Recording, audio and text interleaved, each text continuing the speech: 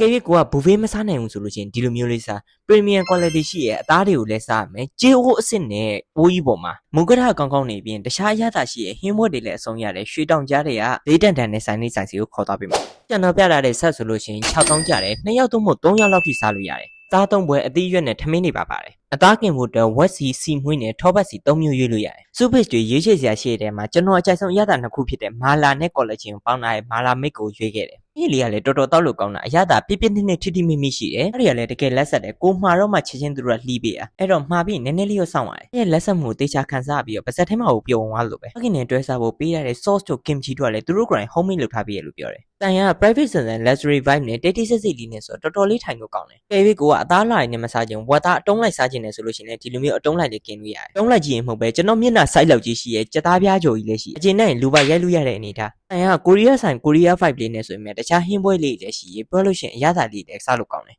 ပြီးတခြားအကင်မီနူးလေးလည်းရှိတယ်။ချားမီနူးကြီးဆိုတော့မှပဲသတိရတော့ကင်ပေါ့ဟော့စ်ရဲ့နာမည်ကြီးရှိတ်ထမင်းဘူးရှိတ်ပြီးစားလို့နာမည်ကြီးရဲ့ထင်ရဘဲဟုတ်မလဲတကယ်လည်းအရသာစားကောင်းတယ်။ပြီးတော့သူတို့ကဘေးမှာကော်ဖီဆိုင်နဲ့တွဲပြီးဖွင့်တာဆိုတော့အိတ်ဆန်နေပြီးတော့မစ်တီးတို့နောက်ပြီးတော့ကော်ဖီကောင်းကောင်းလေးတို့လည်းအိတ်ဆန်မှာတစ်ခါတည်းတောက်လို့ရတယ်။ဆိုင်ပြင်စင်ကတော်တော်လေးအေးအေးချမ်းချမ်းနဲ့ luxury vibe ပြည့်ဖြစ်ပြီးတော့အပေါ်တက်အောက်တက်နှစ်ခုရှိတယ်။ဓာတ်ပုံကောင်းကောင်းသွားရိုက်ချင်တဲ့သူတွေအတွက်လည်းဓာတ်ပုံရိုက်လို့လှတဲ့နေရာလေးတွေအပြည့်ပဲ။နောက်ထပ်ကောင်မလေးသဘောကျမဲ့အချက်ကတော့အညှို့ဆော့ဆော့ကောင်းကောင်းလေးတက်ထားပေးရကြမလို့စားပွဲလို့ရှိရင်ခေါင်းမြန်လျှောတာတွေအညှို့ဆွဲတာတွေမဖြစ်ဘူး။အဲ့တော့ဆိုင်မှာရရဲ့မီနူးနဲ့ဈေးနှုန်းလေးတွေပါအကယ်၍မမြင်ရလို့ရှိရင် post လုပ်ပြီးတော့ကြည့်ပေးကြပါဆိုင်လိပ်စာတော့အမှတ်83တန်လွင်လန်းရွှေတောင်ကြားဗဟန်းမြို့နယ်မှာရှိပြီးတော့နေ့7နာရီကနေည9နာရီထိဆိုင်ဖွင့်ပါတယ်ခင်ဗျာ